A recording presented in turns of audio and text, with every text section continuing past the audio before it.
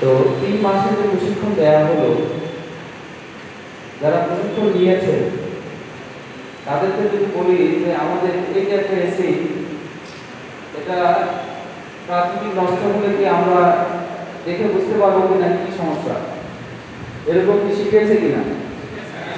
পারবেন আপনারা? আচ্ছা, তাহলে এরকম আরো অসংখ্য ইলেকট্রনিক সামগ্রী রয়েছে। কি কি শেখানো হয়েছে? কম্পিউটার শেখানো হয়েছে, তাহলে AC, fridge, TV, house wiring বলতে এই যে ইলেকট্রিক, মানে এখানে যে লাইনগুলো আছে, প্যানেল লাইন, ইয়ার লাইন, তারপরে বোর্ড, এগুলো সবগুলো আপনারা পারবেন। তাহলে তো অনেক কিছু শিখেছে। আর আছে এই জ্ঞান প্রয়োজন নেই।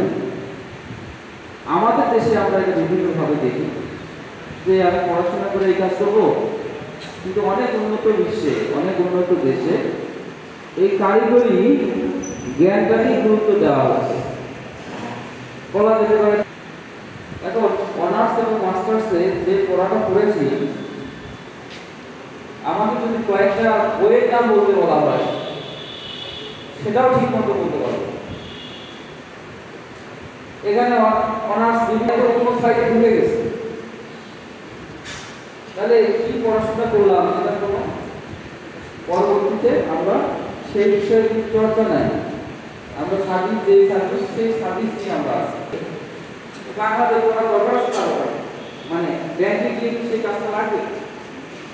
কিন্তু আপনারা যারা কারিগরি জ্ঞান নিয়েছেন, সেই জ্ঞানটা যদি চর্চা করেন বা ওই জ্ঞানটা কিন্তু আপনি যে কোনো ভাবে ইলেকট্রিক কাজ যদি আপনি জানেন, একটা এসি সমস্যা ডায়াগনোস করে যদি আপনি এটা সমাধান করতে পারেন, তাহলে এটা তো সহজে বলার কথা, সহজেই ভুলে যাওয়ার মতো। এটা অনেকেই আপনারা পেশা হিসেবে বেছে দিতে পারেন নিঃসন্দেহে। এবং আমি এটা জোর গলায় বলতে চাই, যদি কেউ পেশা হিসেবে নিতে পারে, তার পিছনে আর তাকাইতে হবে। আমার উপজেলা মাটিতেলি উপজেলা গেটের অপোজিটেই কার মেরামত করে, কার মাইক্রো মেরামত।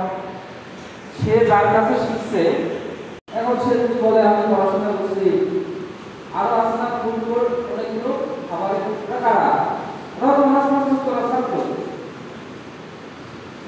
তার ইনকাম কত বিদেশ কোচিং করবে, কাজটা ভালো লাগছে। এখন আপনি যদি আপনার কাজকে ভালো না বাসেন, মানুষ লাগবে। এগুলো উদাহরণ। ওই চায়ের দোকানদার কতগুলো লাগিয়েছে জানেন? হোলসেল কত কথা বলছে, কি করছে? অন্য কোনো ইন্ডাস্ট্রি করছে? তার জন্য ইম্পোর্ট এক্সপোর্টের ব্যবসা, লক্ষ লক্ষ কোটি কোটি টাকা, হাজার কোটি টাকা ব্যবসা করতেছে না, কিন্তু চা বিক্রি করতেছে।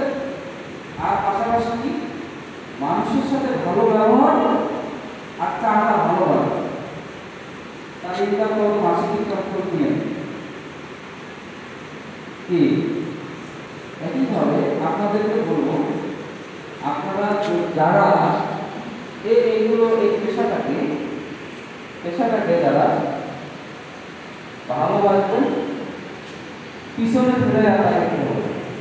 দেখবেন যে আপনি আরো পিছনে রেজিস্টার নিয়ে করতেছেন, আপনার এমন ফোন আসতেছে, এই যেমন এখন গরমের সময় যাদের বাসায় এসি আছে বা এসি লাগাইতে হবে নতুন করে বা মেরামত করতে হবে, তারা জানে যে একজন এসি যারা কাজ করে তাদেরকে কতভাবে নিয়ে আসতে হয়, সহজে পাওয়া যায়, চাহিদা ব্যাপক ডিমান্ড।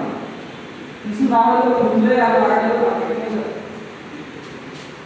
আপনি মেরামত করতে আসেন। রিসেন্ট আমাদের প্রোগ্রাম হচ্ছে মসজিদের কয়েকটি এসি আমরা একটু সার্ভিসিং করালাম, 30-40 টাকা শেষ। কিন্তু সেই কাজটা পেশাদারিত্বের সাথে করতে হবে, আন্তরিকতা, মানুষকে সেবা দেওয়া, কাজটাকে ভালো করতে হবে, যে আরও কীভাবে করা যায় এটা নিয়ে আরেকটু পড়াশোনা, বিভিন্ন ব্রান্ডের বিভিন্ন রকম মেকানিজম থাকতে পারে, সেগুলো নিয়ে আরেকটু চিন্তা ভাবনা করা, যারা এক্সপার্ট তাদের সাথে একটু লেগে থাকা, ঠিক আছে? অনেকে টেস্টার, অনেক টাকা দিয়েছেন। স্ক্রুড্রাইভার, ইন্ডিকেটর, এই যে টেপ স্যার, এই যে একটা হ্যামার আছে, এই যে এটা তো অনেক টাকা, কিনতে গেলে তো অনেক টাকা। জি স্যার, এটা তো অনেক ভালো প্র্যাকটিস করছে তো। হ্যাঁ